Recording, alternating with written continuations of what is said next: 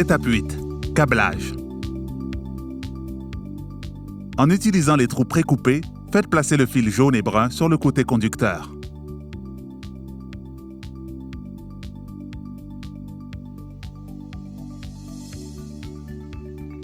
Gardez-vous un peu de fil dans le coin avant pour le feu de gabarit orange. Insérez le feu de gabarit dans les trous pré-percés et fixez-le au châssis à l'aide d'une douille de 10 mm. Avec un couteau, séparez soigneusement le fil brun et jaune près du coin avant par le feu de gabarit. Poussez le fil brun complètement à l'arrière du connecteur électrique bleu.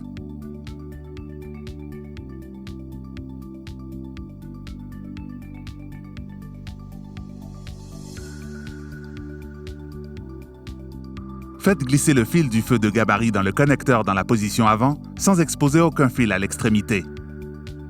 À l'aide d'une pince, serrez la lame métallique du connecteur jusqu'à ce qu'elle soit suffisamment serrée pour établir une bonne connexion avec les deux fils.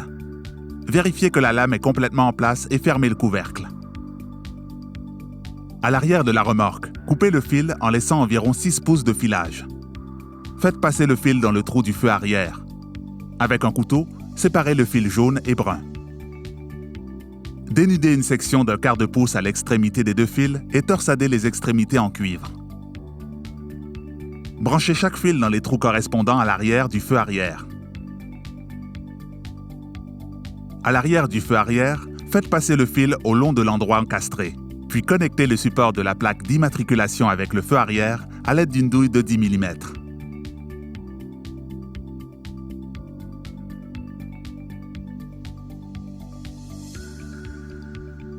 Tirez le surplus de fil dans le châssis et fixez-le au trou précoupé en utilisant les attaches fournies. Avec le côté conducteur terminé, vous pouvez maintenant effectuer le même processus du côté passager. Vérifiez le fonctionnement des lumières avant l'utilisation de la remorque. Vérifiez que l'étiquette NIV et le document d'enregistrement ont le même NIV.